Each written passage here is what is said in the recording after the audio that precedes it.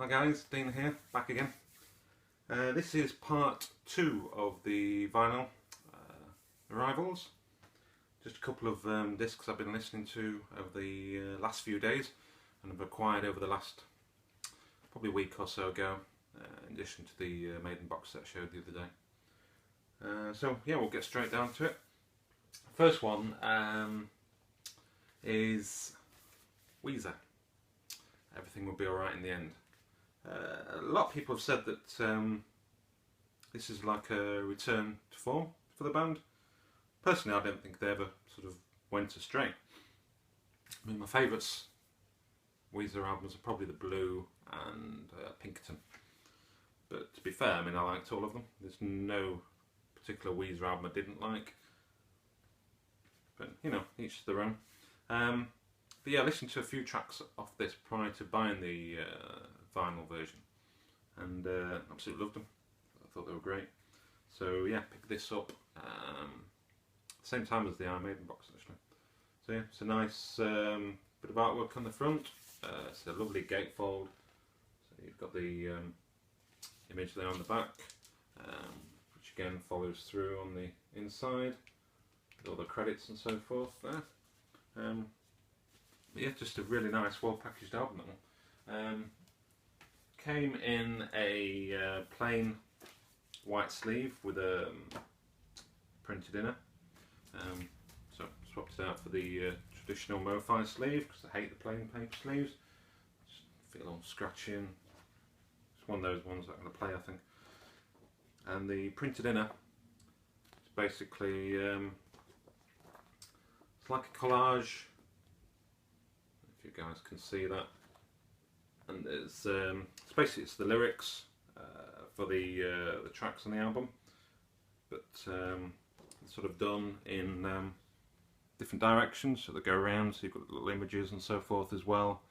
It's like a printed version of a notebook, I suppose. That's a nice touch, yeah. Something quite cool to sort of look at and read through while you're listening to the album. But yeah, I mean, going back to the album. There's some fantastic tracks on here. The two that I think I heard initially were Back to the Shack and Eulogy for Rockland. I think one of those was the single from the album. But British Are Coming, Da Vinci, Go Away, Cleopatra. To be fair, there's not a bad track on here. I don't think any of them, I wouldn't class any of them as fillers or anything. You know, each one I think could probably stand up on its own, you know, as a release. So I'm not sure if they've actually gone into the studio and probably cut maybe 20 tracks and then just picked the best ones of those. That's almost what it feels like. They've just got for me, they've got a killer album here. So perhaps that's why it's people, you know, people are saying that it's a return to form. Like I said, I never really fell out with Weezer, but if you like Weezer, can't recommend it highly enough. It's such a really strong album for them. It's gonna, you know, probably after another couple of plays, I think it'll be up there with Blue for me. Yeah, maybe even Pinkerton level. Pinkerton's my favourite, but yeah, I think this one's going to be one of my favourites very quickly. So yeah, that's Weezer. Next one is it's a bit of a strange one probably for the VC. I can't imagine many people trying to track this one down, but it's been one of my grails for a while. I've been looking around on YouTube for it. No luck. I've tried second-hand record shops, I've tried fairs, just can't find it for love nor money. And I know it's been on eBay at least once in the last 6 months, and it went for just a paltry amount. For some reason it just never popped up in my saved search, or I must have just missed it. It came and went very quickly. So it came up the other day. And I buy it now, so I bought it then. Basically, it was £8 plus I think like £3 or £4 shipping, so about 12 quid all in, which I think is a bargain. Anyway, Amitri, Change Everything. This was released in '92, which is probably why it's so scarce. Around the sort of, you know, the really low point for vinyl. Not many numbers being pressed. And obviously CD being popular. I did have this originally on CD, I never had it on vinyl anyway, so I think initially when I had my original stack of vinyl, I probably got rid of around that sort of time. But for me, yeah, such a great album. If anybody doesn't know who Amitri are, they're a Scottish band, I think Glasgow based. But yeah, though I would say they're probably guitar driven, folk, rock, with a, I suppose with the crossover of pop on there. They're basically the right, really catchy, lyrical driven songs. If anybody's heard any of that stuff, then they'll know what I mean. And the singles are really catchy, and to be honest, a lot of the album tracks on here, I think they had about 4 or 5 different singles off this album. Be My Downfall, Just Like a Man, Always the Last to Know. So you may or may not know any of those.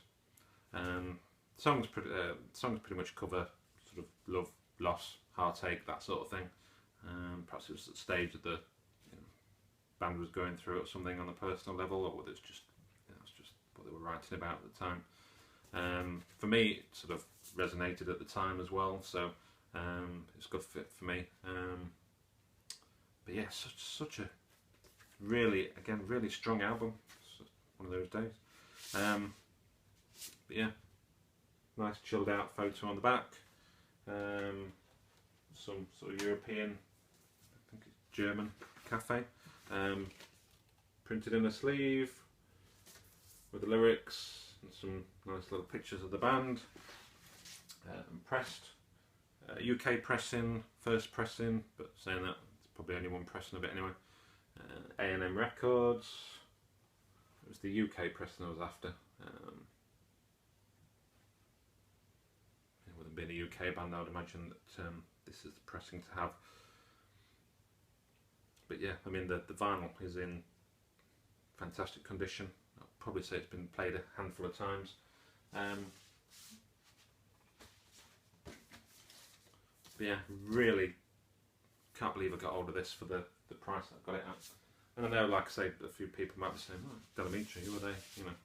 Not exactly in people's collections, top of the collector's list, but can't fault it. Amitri, great if if you're into that sort of music, can't go wrong. And last one for the soundtrack collection. Watched this film when it came out, which would have been, typically it doesn't say on here, 2008. There's a spate of stuff going around, sort of Superbad, Juno, that sort of slacker movie style with sort of musical connections. And this is one of them, but this one was a really good one. Like Juno. Juno had a fantastic soundtrack as well. Nick and Nora's Infinite Playlist. Like I said, it was music based. The main character, Nora, her father worked in a recording studio, or owned a recording studio, so that's sort of key to the film as well. But yeah, it's a nice little package. Grabbed it sealed online, £20 I think it was, on eBay. So it's brand new.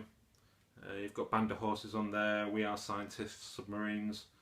So, there's a different mix of styles on there, but just a really good, solid sort of album. Comes with, it's a double album, so it comes in 2 paper sleeves. So I'll probably give it a clean and stick them in some MoFi sleeves. And comes with a printed inner, again with some nice little pictures.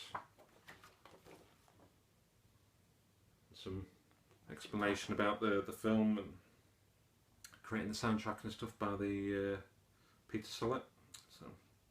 So yeah, but it's a nice little package and a welcome addition to the soundtrack collection. That one. Right, I think we'll wrap it up there.